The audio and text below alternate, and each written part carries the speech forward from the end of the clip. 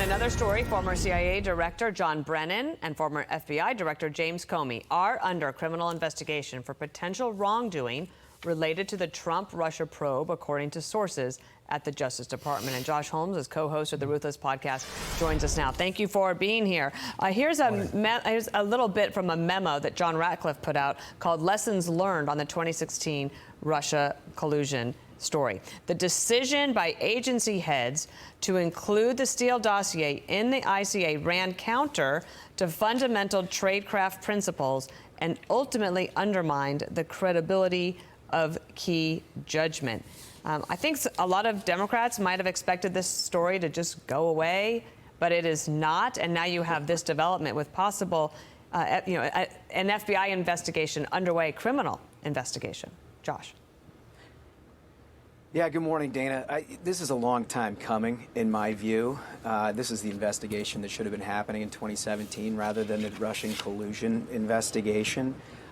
John Brennan is one of the most nakedly political humans to ever serve as an intelligence chief in this country and almost any other. I mean, that's a pretty high bar if you think about it. But if you take a rewind of the tape and look back, it was John Brennan who briefed Hillary Clinton's campaign on the Russian collusion narrative while he was doing all of this with the Steele dossier. He was at least aware of the Clinton campaign's opinion that they wanted to inject this false narrative into the waning days of the 2016 campaign. We know that from notes that were disclosed by him. And then he tried to run cover by going to congressional leaders, then Speaker Ryan, then Leader McConnell, to try to get them to sign off and provide cover for what Hillary Clinton was claiming. Fortunately, they refused to do so at the time. But then after he got out of office, this is one of the biggest purveyors of misinformation on this narrative anywhere in the world, at least this side of Adam Schiff.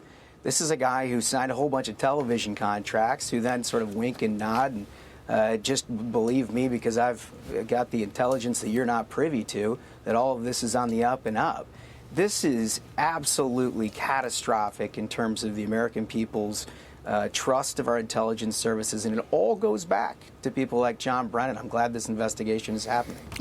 With regard to Comey, he's not immune to controversy. Here's a few of them. Walking on the beach, he found that assortment of shells, right?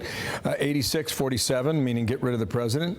The Trump-Russia probe that you just referred to, Republicans say he politicized the FBI clearly when he was the leader of that group, and leaking classified memos are the accusations as well. Josh, oftentimes these cases go nowhere in Washington, D.C. However, this time, there are new bosses in town, a few new sheriffs in town, one big Maine sheriff in town. Do you think the outcome will be different because of those people who now have these jobs and they have authority to investigate? It may very well, Bill. I mean, look, I think that critics are going to contend that this is, some sort of a retribution campaign by the Trump administration, but it's not. It's about something much, much larger than that, Bill. I mean, what we're talking about is that we already understand what James Comey and what Brennan and others were doing was unprofessional, morally bankrupt, inaccurate, didn't serve the country well. We know that for a fact. What we don't know is whether or not it was criminal and whether or not they engaged in a larger campaign with government hats on to try to undermine a Trump campaign and ultimately a Trump administration. That is what we're going to find out. And if they do find those ties, we're going to get into criminal territory.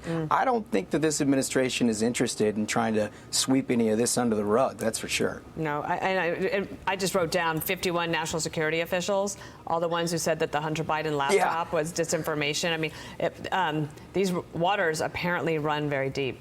Josh, thanks. Great to have you today. Yeah, thank you, Josh.